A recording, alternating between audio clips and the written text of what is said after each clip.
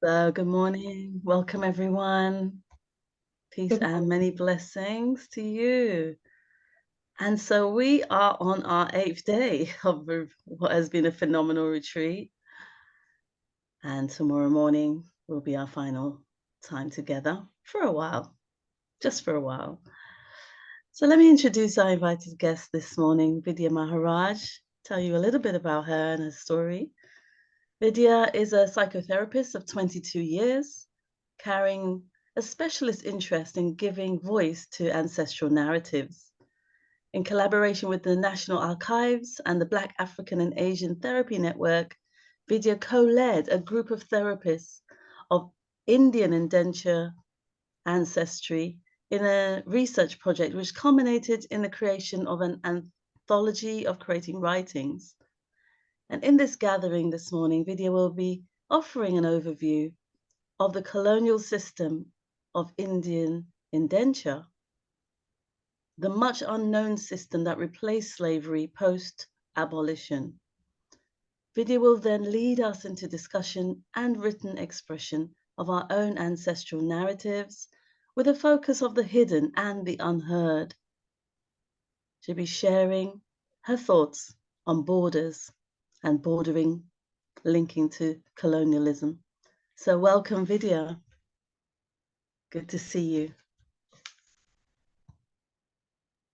Thank you, Imani. I thought I would just get the book and maybe a little anthology. So good morning, everybody, and welcome. Thank you for coming this morning. I have a cold, so I'm going to try not to cough and things, but do excuse me if I cough in the middle of something that should be quiet. So I'm just going to start us off with a little morning meditation, and maybe just before that, if we just and it's fine if you've got your cameras off, but let's just take a look at who's here. Just take a little look at each other. Take a look at your names. Here we are. Inviting togetherness between us, community, kindness. I'm just going to open us with a little meditation, Tittahan meditation.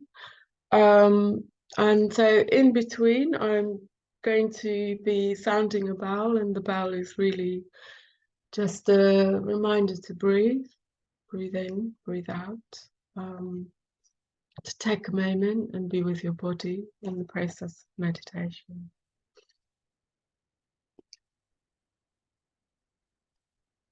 Please feel free to sit comfortably, lie down, be how you'd like to be. Close your eyes, keep your eyes open.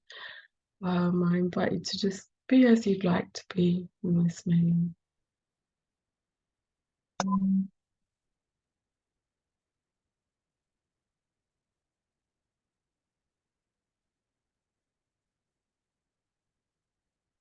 Breathing in, I know I am breathing in.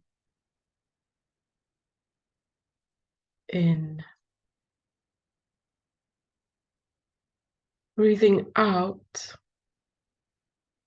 I know I am breathing out.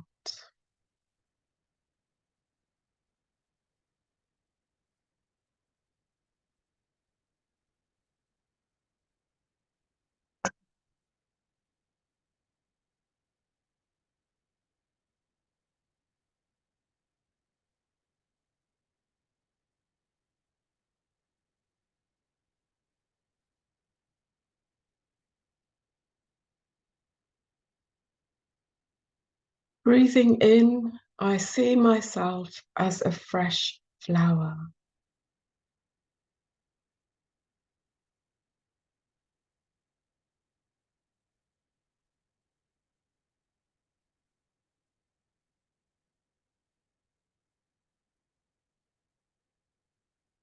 Breathing out, I feel fresh.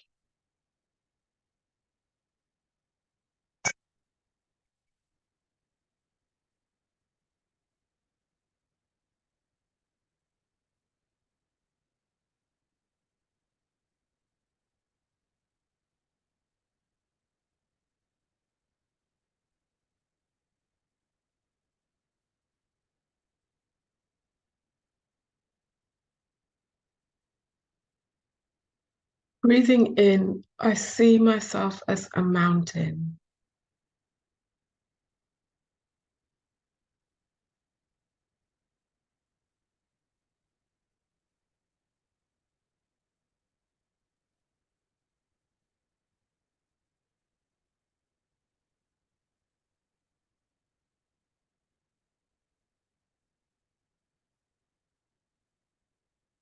Breathing out, I feel solid.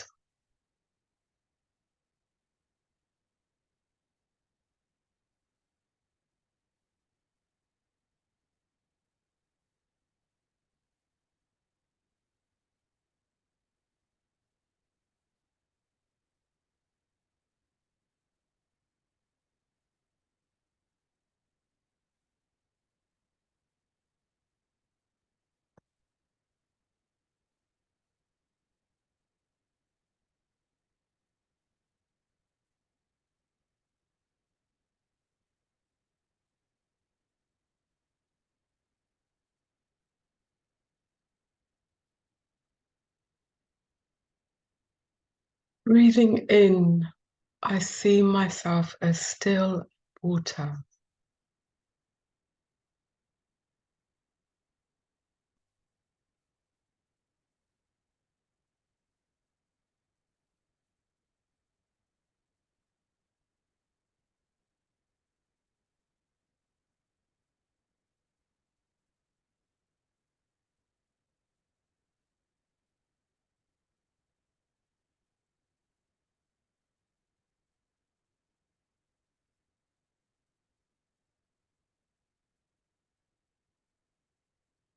Breathing out, I reflect on all that is.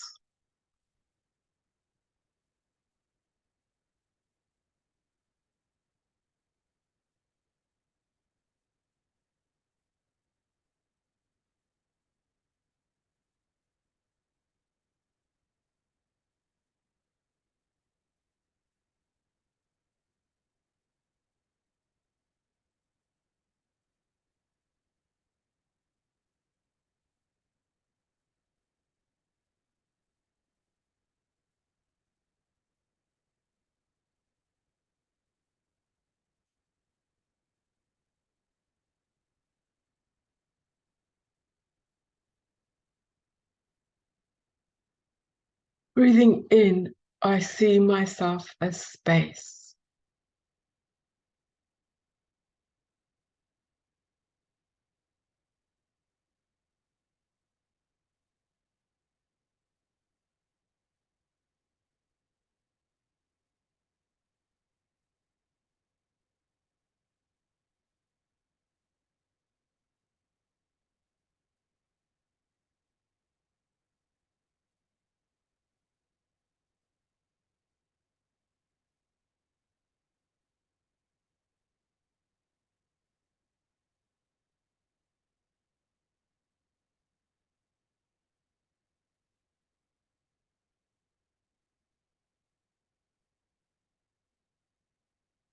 Breathing out, I am finally free.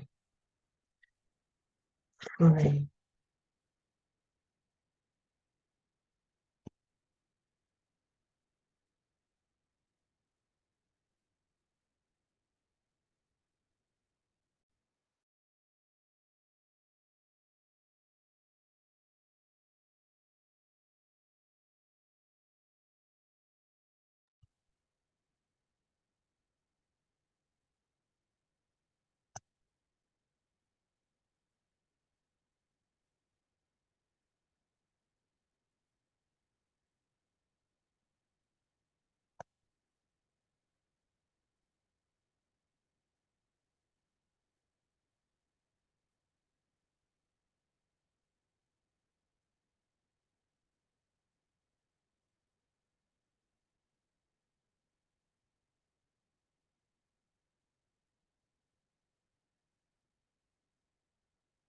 You just open your eyes when you feel ready.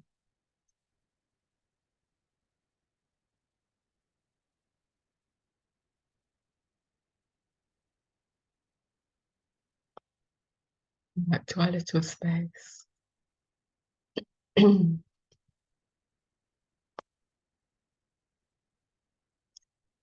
just going to talk this morning about the system of Indian indenture. Let me share sound, share screen. Does anyone, can I just have a little quick show of hands as to who knows anything about this system? No? Okay, you do, okay. All right, well done. Okay. Okay, so basically, we'll learn as we go along. Yeah, so basically this morning I'm going to talk about Indian indenture, and I'm going to move on to a bit about bordering, and I guess that will kind of come into a bit about bordering. I was going to read Lama Rod 7 Homecomings this morning, but I feel a need for a gentle beginning. So I'm just going to move into a bit of this young woman. This young woman is called Suhaima Mansur Khan, and actually she's not from an Indian indenture background. She's young. She lives somewhere like Bradford up north. She's usually found, she's a spoken word artist. She's usually found talking about her identity and all sorts of issues, really, from a political and racial perspective, particularly as a Muslim woman as well. And I particularly was drawn to this when I first came across her. It really rang a bell for me and seems to be for me today about what today is about. So we'll just play it. This poem is called Where Is My History? And it was commissioned by a project going on in Birmingham, which was asking this question of the local narratives of history in the city. And I chose to respond kind of thinking about this question in 3 senses of where, which is maybe just relevant for me to mention before I read it. So the first was thinking about where in terms of within the subject of history, where is our history? So thinking about conversations around curriculums, textbooks, documentation, and what categories of history, you know, whether it's like immigrant history, women's history, British history, global history, where is our history located? The second where was in terms of evidence, and obviously this is sort of where the museum comes into play. So what kind of artifacts are deemed historical and what are just deemed, you know, a bit of rubbish or a scribble on a piece of paper? Where are our archives? What happens, you know, for primarily oral cultures and histories? What counts as evidence of your existence? And thirdly, where as in ideologically? Where is our history deemed as history, or is it deemed as kind of alternative thought and ideas? So let me just go straight for it. My history is imprinted in the spaces between the ink printed on pressed pages. My history is the screams shouting out through the silent slots in syllabi. It is caged in glass cases said to be for its own safety by the institutions which narrate it as their own. Because my history lies in the choices not recorded about which stories should be hoarded and called archives. And my archives are the chicken shops, the taxi stops, the backseats of rentals, the inside hems of headscarves, women's conversations, women's congregations, women's contemplations, which you won't find in your local heritage site. No, because my history is the shame of your history, the body buried in the back garden with no gravestone, but in fact not so shameful, no, for it is also adorning your proudest buildings, the ones I'm searched before entering, as if my bringing something in would be disturbing, as if my things weren't already coveted and stolen, sorry, read salvaged and reallocated to make up these museums in the first place. It's almost as if history is less about what happened than maintaining ideology, because when you investigate a story with half the participants absent and don't worry about the translation, want only to fit the narrative to the nation, then is it surprising that what's surmised is that my history is not?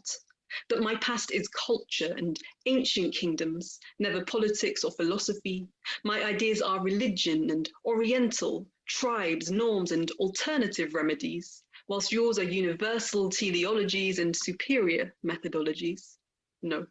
It's no surprise my past is passed over and pushed into the peripheries despite being palpable in every premise of what gives Britain history. Because to find it would be to remember that if Britain is Tudors and Victorians, it is also slavers and plantations, the colonies and the colonized. To find my past would be to remember that every object in the museum that is said to be objectively seen was plundered and stripped of value for the perusal of researchers and big purses to spectate and win awards. Whilst those of us who are still seen as backwards, who don't get the time or space to explore artifacts, are in fact the outcome of their unnarrated relations to colonial plunder and false salvation. So when you ask where my past is, ask instead what yours is without mine. Thank you.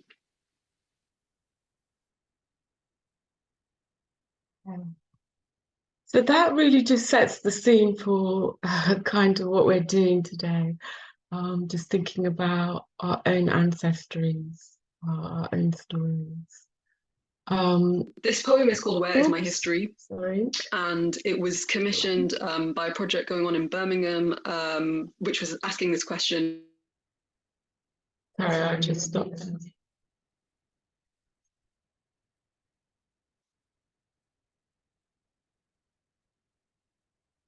Yeah. Apologies there. Yeah, does anyone want to say anything actually before we move on to the... Please feel free to speak if you feel I need to say anything. I think it was, I could resonate with a lot of it in there, and it just made me think and smile in sort of like ironic way, you know, just and it was just powerful, really powerful poem. Yeah. Thank you, Elaine. Yeah, she spoke for me. You know, she spoke for me too. She's really worth checking out, actually. She's kind of did her MA, I think, or her BA maybe in Cambridge, and was known as, oh, you know, the girl that wears the hijab. And then she did either her MA or her PhD in SOAS, where she walked in and the first thing that she noticed was like how many people were wearing a hijab and how diverse it was there, and how the images on the wall had pictures of lots of people from around the world, including women wearing hijabs, you know. So immediately the two institutions, Cambridge University and SOAS, you know, how inclusive and exclusive they are for people of colour, how difficult they make it. Yeah, so she's... It made me... The video was quite powerful. It just made me think of the story at the British Museum recently where they had a robbery, and I'm not sure what was said, that they didn't even know what was stolen because they have so much, and it it's like a historical amnesia that, okay, an item ends up somewhere in a museum, and it represents the culture from where these articles would come from, and often people have been killed or history's rewritten. So there's a lot with an object just actually sitting there, and it's even a lot said an object not being returned, you know, because of a law that prevents it from being returned, which is kind of convenient. So I think they were saying, I think it was saying like Oxford University was going to return some artifacts, like lots of them, to Nigeria.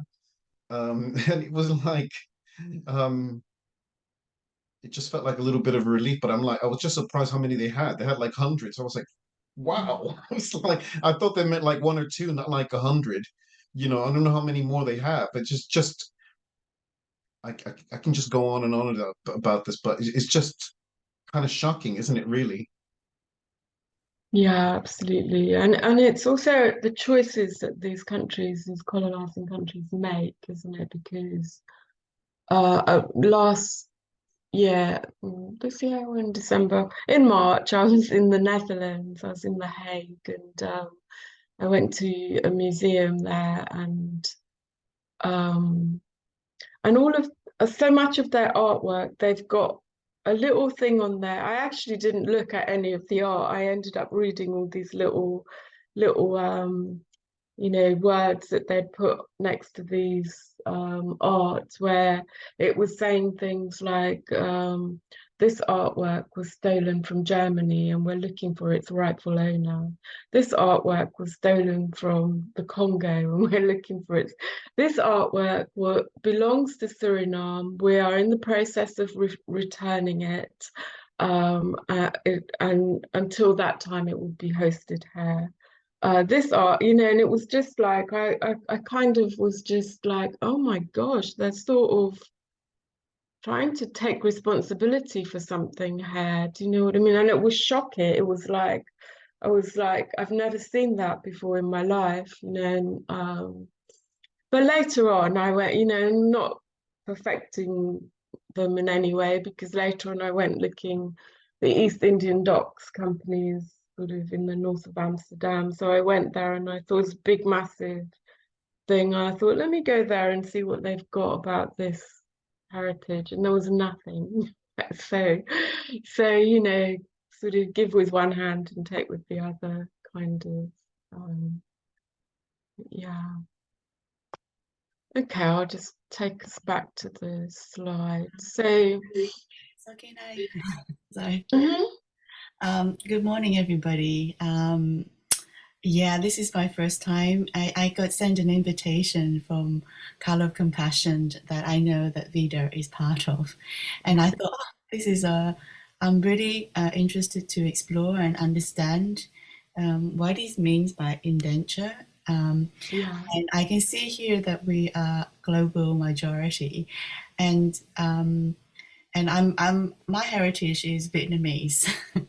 And so when I was listening to that poem, which I really thought was very powerful and very beautiful, I was just sitting there reflecting in terms of how does this poem resonate with me and with my heritage. There's a few of that resonates, but what was also important for me was to actually find out, how do I feel about this? What feelings has excites, what feelings has evoked through this? And I guess there was a lot of sense of injustice, there a lot of sense of, but then I also felt, is this the right place for this negative feeling to come up? Because we are where we are. So if I was sit to with this anger, where would it lead me? So I was feeling with that as well. And as I was listening to everyone sharing, and there was actually a sense of tenderness there, actually, with everybody. I was expecting a more heightened emotional response to it, but there is actually a very much tenderness, which I really appreciate.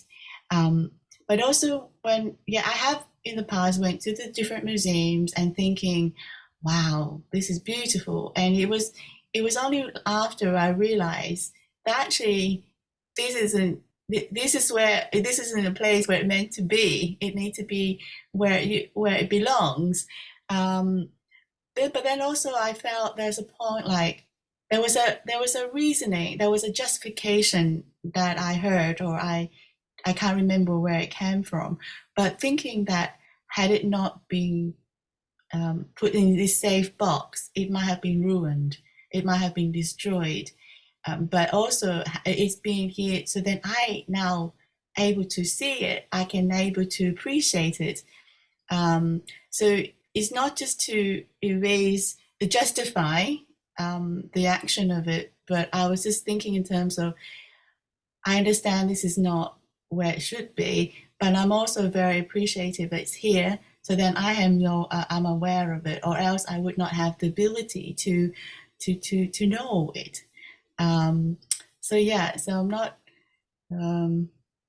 Yeah, so I just thought I just wanted to share that, but at the same time, acknowledging the sense of heightened emotion that arises as I'm hearing that, and I'm just sitting with actually how that means for me, and also how that means for my heritage. Thank you so much. Thank you.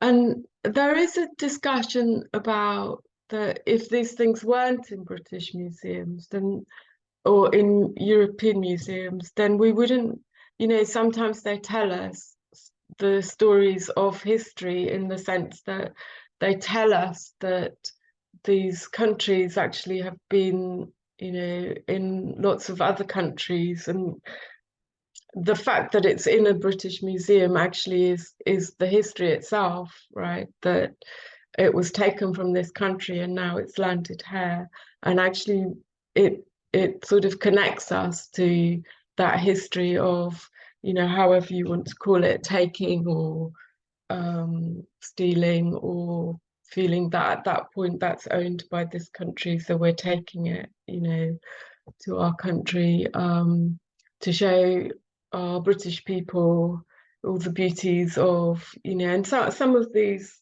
things, like I know certainly with Indian indenture there were postcards that were circulated of women, and they were Indian women, dressed up and so on, and they were to attract tourism.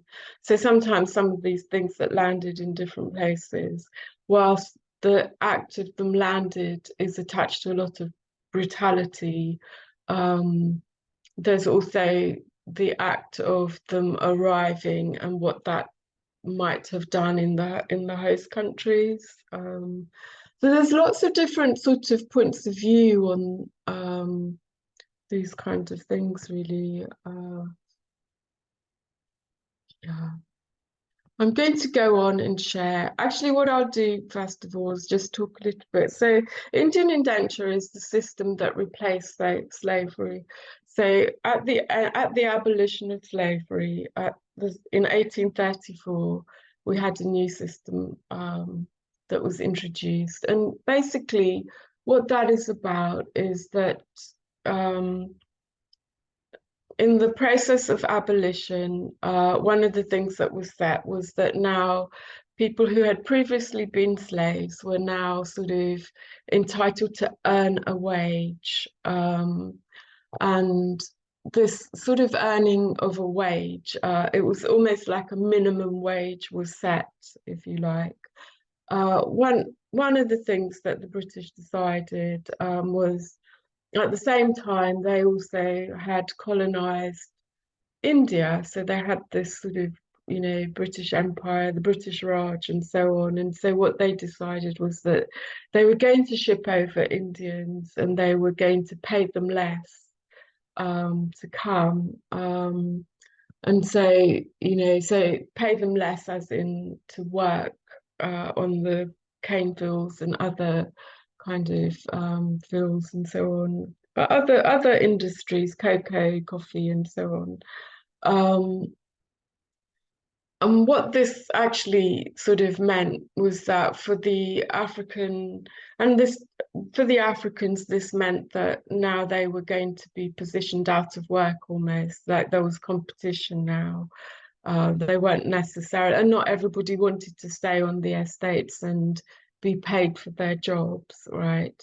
And the process of banning slavery was about it being inhumane, and that actually we needed to have something more humane. So Indian indenture was introduced, right? And so this sort of, you introduce a new system, you've got these sort of colonizing leaders who are accustomed to behaving a certain way, and now you're sort of saying, okay, it's against the law to do that. And we know, like, because something becomes against the law, it doesn't mean it changes automatically. Change happens over decades. So then that means you've got Indians coming in. Indians came in as sort of bonded labor. So what that meant was that they on average came in on a 5-year contract. And the system itself ran from 1834 to 1917. And it was then, that system was then abolished and phased out because of, again, partly to do with the treatment of people. And the system itself, it meant that you were signed up for a 5-year contract. And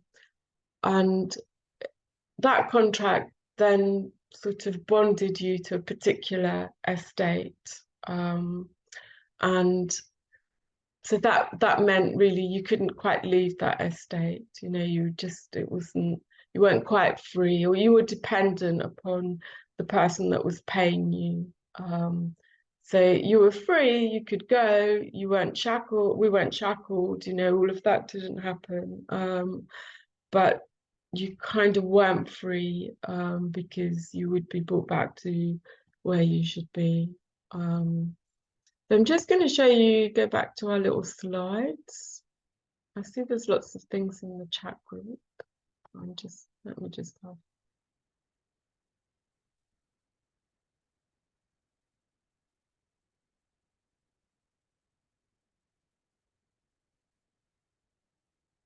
Yeah, okay.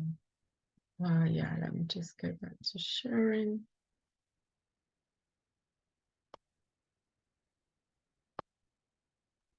Okay, so this is actually a picture of an image of where people were sent, and it includes the main sort of colonizers, where they were cut, you know, in total. It says here in total roughly 1.5 million, and there are a number of other figures. So sometimes I've seen 2 million, 2.5 million, and I think it, you know, it really depends on, you know, what you're counting. Are you counting the number of people that left India? Are you counting the number of people that arrived in the colonies, because who left and who arrived was different? You know, some colonies maybe are better at recording than others. You know, so there's a lot of kind of things that might mean figures are a bit kind of difficult to keep track of. And you can see here it's recording also the French colonies, and also some of the Dutch, like Suriname was a Dutch colony. So it's the British, the French, and the Dutch primarily who were moving people around. And so the figure underneath is telling you how many people were sent to those countries. So Mauritius, which was a French colony, received the most indentured Indians, and Mauritius also was the first country that Indians were sent to. It was almost like the trial country, you know, so sort of, let's try this out and see what happens. And as a result of that, that started before the abolition of slavery. So that started, I'm not quite sure, but it was kind of late 1820s. And then next we have Guyana, South Africa, Trinidad, and so on, right? So if you sort of come from a country where there are Indians and you wonder how they got there, this would be how. And also if in your homelands, if, you know, there are Chinese there, that would also be the same system. So there were also Chinese and Portuguese that they tried this out with before they went to India, and it didn't work so well. I'm not quite sure why it didn't work so well. I haven't researched that as yet. I've just been busy researching my own kind of family histories. Yeah, so there were problems, and it didn't. Yeah. And I'll talk a little bit about why people left, actually. So India, before colonization, it was a reasonably well-off country. You know, it was doing okay. I guess the cities were in a economically in a much better position than the villages. And so you get out into the villages and people are probably more likely to be living off the land. And of course, as with most colonization, the sort of when the British came in, there's kind of, so you might have a landowner who has on his land, he has a number of properties or a property that he's renting out. And so the British introduced a system of land tax. And the land tax, they sort of introduced a lot of British systems, you know, that mirrored British systems. And bringing in land tax meant that the landowners now had to pay a tax, and that then meant that they then had to increase rents for their tenants. And that meant that people who were renting, who may well be living off the land and so on, and maybe selling some food that they were growing, or maybe in a job, but you know, where everything was ticking along, but not necessarily in a sort of kind of Western way of what achievement might mean.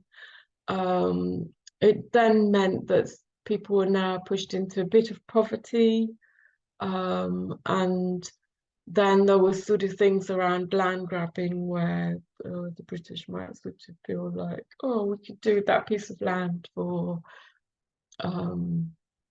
our officers or so on, and say what was your land wasn't your land. And so again, it pushed other people into poverty. So there was and then a lot of food now was being imported into Britain and into Europe and so on. And so that kind of brought famine and that sort of practice. So there were developing reasons as to why people might leave India, might choose to leave India to go to look for work elsewhere. And so some people volunteered, put themselves forward, thought it was a great opportunity. Sometimes, so that there were Indians who were recruited as recruiters, employed as recruiters, and so some of the recruitment practices were unfortunately a bit shady, you know. Some of them were kind of not necessarily telling you the full picture. So not necessarily saying, you know, oh, British Guyana is 140 days across the sea. More sort of like, we're just going to the island over there, that sort of thing. And, you know, sort of some people were kidnapped, some, you know, particularly women who, I mean, you can imagine in a country that sort of has positions its women as vulnerable, and you know, they're not necessarily going to allow women to go on these trips. And of course there were women who chose to go, and there's sort of stuff around them being maybe widows, or sometimes women that went with husbands, families that went, sometimes women who may have been trying to exit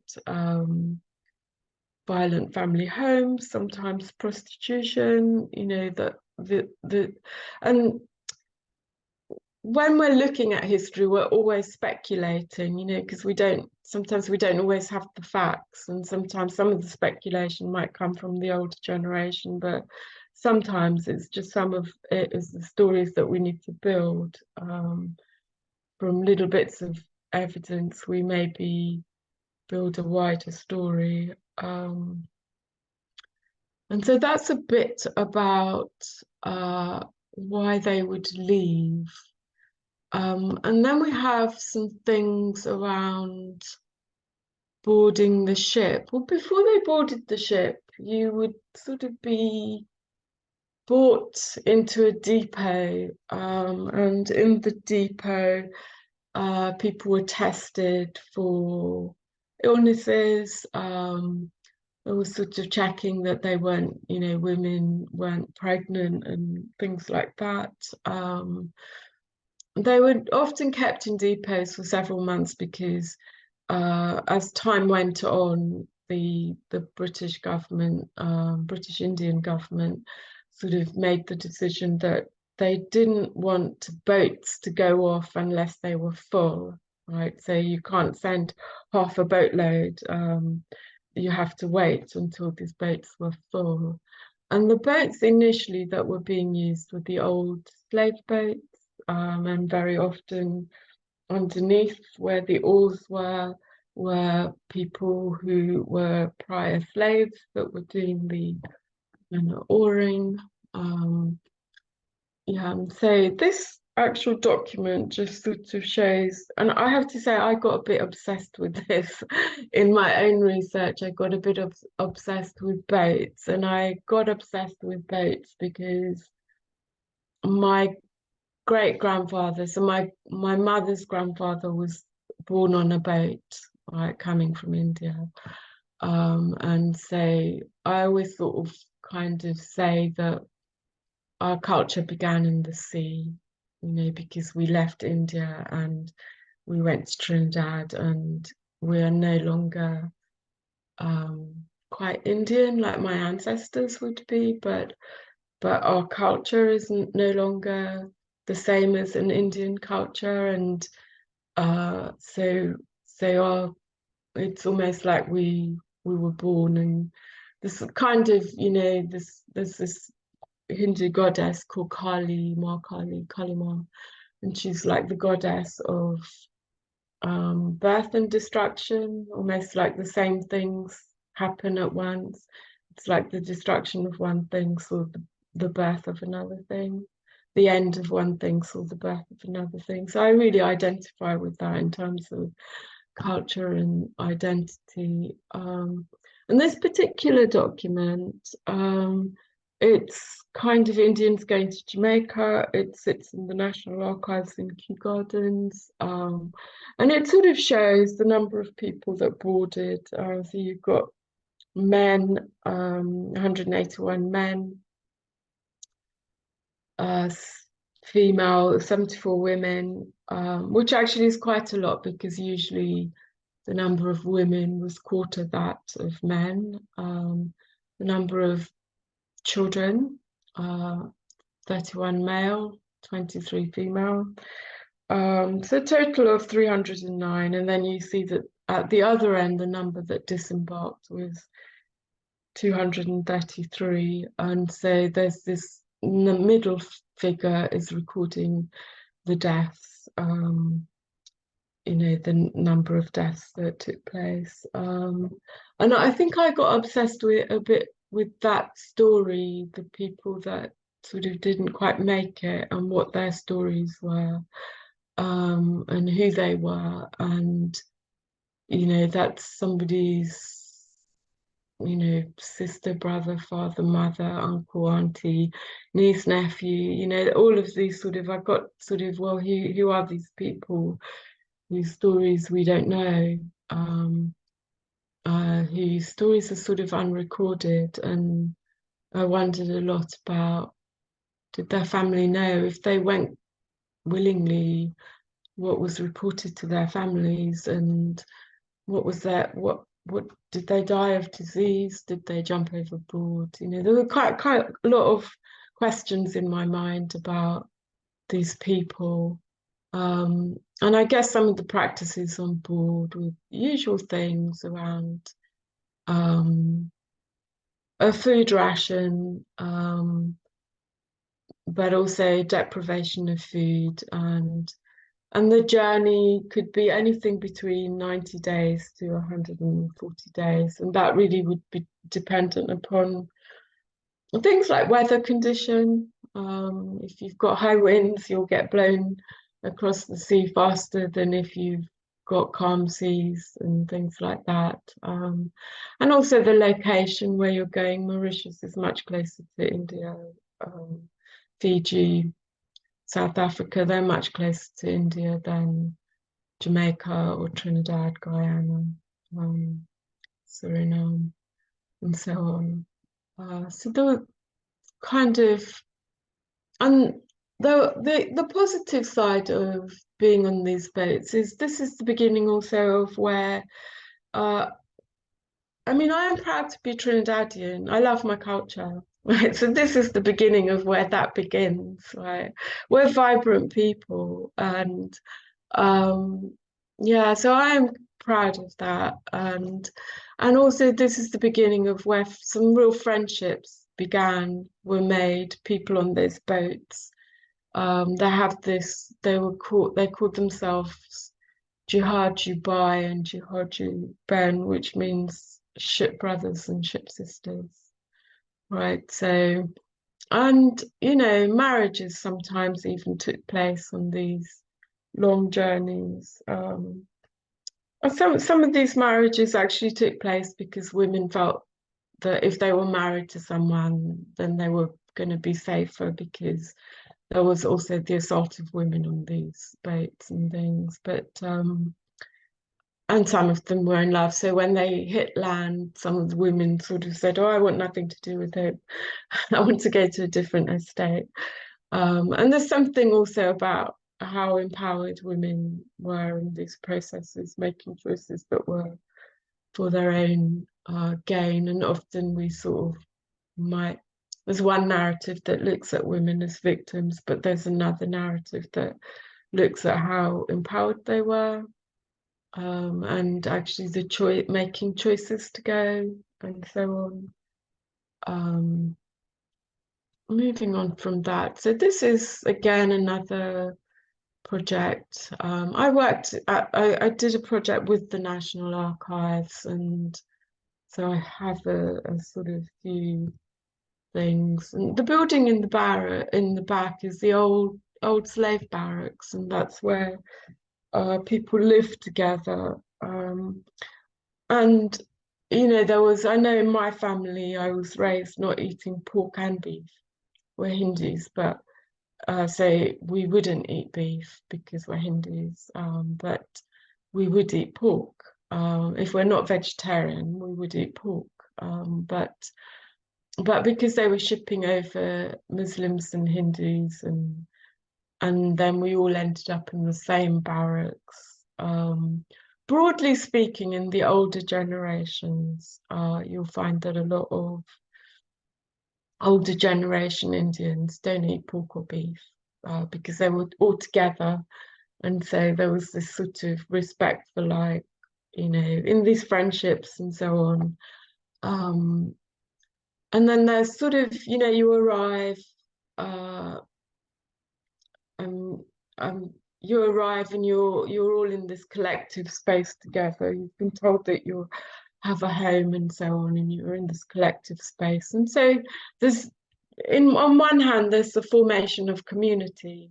This is how community begins, and this is how bonding begins. And you know, they're in that little bag of kind of, you know, things that you're allowed to bring. People bought seeds and bought spices and things like that. And so this is also how they grew their own familiar foods and things like that, and shared with each other, and all of that sort of thing. And you know, I always keep in mind that in all of the negative stories, there's also positive stories, right? My friend who is South African, South Africa and India opened up their records. It was a big thing. It was probably about 10 years ago. It was televised, all of that sort of, loads of South Africans could now trace their Indian relatives, and he traced his relatives back to this tiny little village. And he sort of said, no matter how we were treated in South Africa, when I went to the village, these people were so welcoming, they were so lovely, they had nothing, and they were giving me everything, you know. And he said, you know, I couldn't help but feel that no matter how poorly we were treated, I'm glad that I'm not there, because they live in such poverty. They're still in poverty, and there's still a lack of education, and everything that he's had an opportunity for, there isn't there. in his village. So and it was also freaky because he looked like people. he saw his face in other people. So and this generally is a picture of how Indians were. In the coolie woman pictures, they're dressed up in beautiful saris, lots of jewelry, lots of kind of bangles and things, and those were used as they were photographed, men and women, you know, they were photographed, men were put in suits, and they were used as postcards to attract tourism into the islands. So back in Britain, you know, just to attract tourists and things like that. A bit of economic flowing of economics. And can I tell you, one of the things that was different for indentured Indians that Africans didn't have was that there was a legal system. So if your estate owner treated you badly, you had a legal system that you could go and complain. And of course, you were complaining to the white British sort of colonizers, and some of whom were anti-abolition and some of whom were pro-abolition, right? So really it depended on where politically your officer that you would be complaining to, what their views were in terms of how your complaint would be treated. And complaints were about, you know, wages being withheld and therefore not being able to purchase food, still only receiving food rations, even though you'd paid for more than that. And some of it was about violence against workers on the fields, violence against women. And some of it was about and violence against women, including sexual violence, and some of it was about the treatment of pregnant women, you know, that how can you not pay us? Because if you were pregnant and you took maternity leave, effectively, you didn't get paid. So it was kind of, how can you not pay us? There has to be something a bit more justice here. And so all sorts of things. And sometimes, often the complaints were either against the overseer. So the overseer was often an Indian that had been promoted to oversee the workers, and they were often against the overseers and the estate owners, the landowners. Yeah. Moving on to our next one. This is just, I mean, I was quite amazed when I found this. It's actually a little news article that was pasted in something called the Falmouth Post and in the Jamaica General Advertiser on February the 10th, 1846.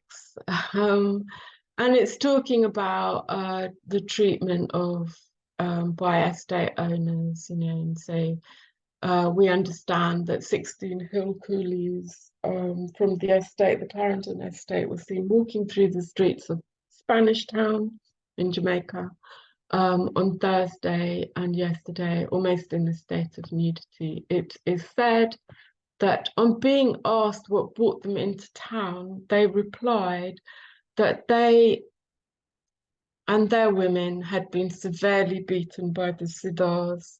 A Siddhar would be the overseer, basically. So they put her Indian spokesperson, but that's not accurate. Who had been interfering with their allowance of money and food, and that the object of their coming to Spanish Town was to complain to Captain Darling. Unfortunately, Captain Darling had gone off into the mountains for a change of air.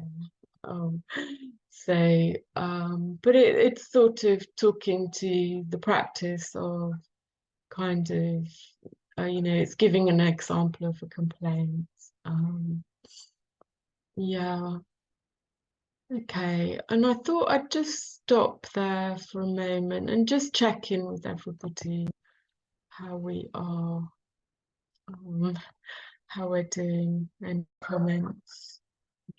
Say I'm so sorry that I'm going to have to leave now, Vidya, and I want to thank you. It's been a profound and moving insight into something I knew very little about. I knew it existed, but I didn't actually know that much about it, and cannot help making connections and having resonances between that experience, which is different, but with elements that echo around how free and also that people created an inner freedom and inner connection, and that sense that humans, our humanity, will always rise to the surface and cannot be conquered. So thank you so much. Goodbye everyone, and I'll be joining for later episodes. Thank you. Goodbye, Zenobia. Thank you. Zenobia, I think what stays with me is what you said about when we saw the document of how many didn't make the crossing. And I was looking the statistic of the children in particular, that 10, I think it was almost half of those boys had died. And I guess that was in the crossing. And I'm thinking, okay, these are the stories that will never be told, except for they're a statistic.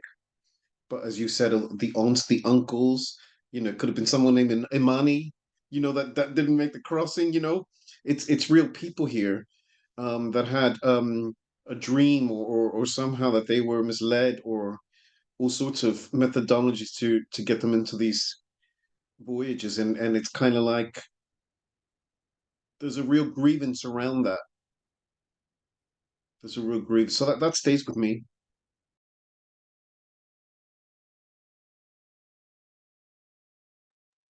And certainly you've taken it out of a history book for me and made it real. As Zenobia said, I knew a little about that journey, but you've kind of brought a wider context to it for me. I mean, personally, I'd always learned in a way that, and I think a lot of Indians from the Caribbean have had a lot of directed anger towards them, in terms of the separateness and the quote unquote privilege, and this actually dismantles that, in the sense that it's still very much a part of racism, colonialism, using us as pawns in whatever economic base that people want to build. And so for us moving forward, it's so much about love and unity, peace and oneness, because we can't want for one what we don't want for ourselves. So yeah, thank you. Really blessed to be here this morning. There is something about privilege in the sense that the British always viewed the Indians as more intellectual than the Africans, right? So, but what's happening there is that divide isn't necessarily coming from the Indians in that, or the Africans in that scenario. It's being pitched, and so much later in the 50s, the empire in the 50s, in the 30s, the empire sort of sent Indians to Kenya, and their idea was that the Indians in Kenya would almost like, it would be like a mini British India, and that, but the Indians would be the rulers over the Africans. Do you know what? And that was happening a bit in East Africa. And Idi Amin, for example, said, "I want your Indians out of my country, your British Indians," and he expelled them in the 70s. So yeah, so there was that sort of pitching that came, that and of course, there's also the cultural difference, and sort of, we sort of know, I know certainly when I work in a school that I see all the Latino kids together over there, and all the black kids, and all the, everybody sort of kind of have a pull towards your own culture and your own identity. And so there's something natural that happens, you know, that and especially I would think, especially as you're building community, that it's natural that you would be drawn to other people who practice their religions or spiritual practices in the way that you do. You know, you might build your temples together or your mosque together, you know, like all of those sort of practices. Yeah. And then I read somewhere that it wasn't until the 1950s, which is long after indenture ended, that marriages, Hindu marriages, Indian marriages were recognized in the Caribbean. Like if you had a Hindu ceremony, it was never recognized. You were not married, you were not formally married unless you had a Christian kind of thing. So yeah, which we know is a common practice of colonialism, but the fact that it continued on long after indenture, 1917, and we're talking about the 50s. This is something about empire and control. Okay, for this next bit, I was just going to ask us to just think about our own stories, really, and to move away from this. And I just wondered, I don't know, I feel like I need us to just take a little breath, really. Yeah, maybe I'll just sound a bell and just kind of move into the next.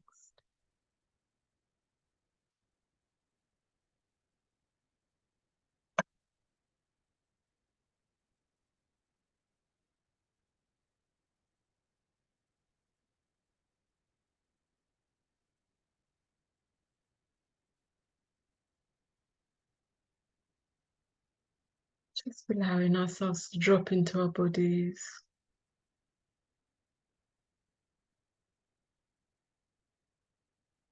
We just really feel grounded in our sitting.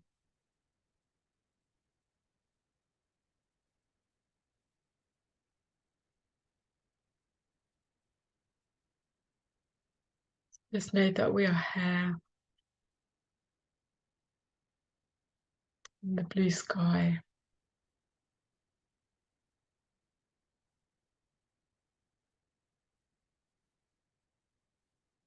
The concrete floor.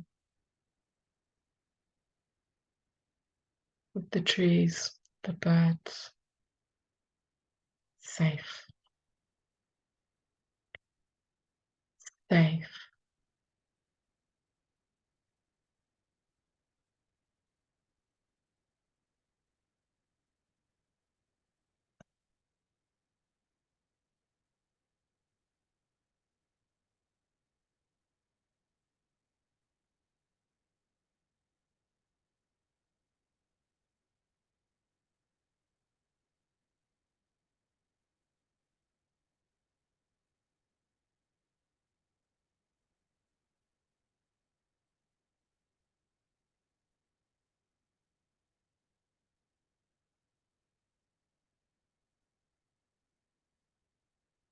And just when you're ready, what I was going to ask us to do, and we don't have to do it this way actually, I was just going to ask us to maybe spend a few minutes just writing.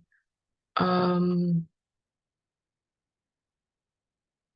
kind of like the way that Suhaima puts her expression into something poetic almost, you know. So I was just going to say, let's just kind of do a stream of consciousness writing, which is where you just writing your own story, and it could be history, it could be something current, but something that maybe doesn't have words yet, that hasn't been expressed yet, you know. And at the end, there's only a few of us here, but I was going to put us into little breakouts and just say, just share with your partner if you feel that you want to share. And if we just write for maybe 5 minutes. And a stream of consciousness is like not really vetting what's coming. And it can be words like mind mapping, or it can be, whatever comes out kind of thing. That is your untold story.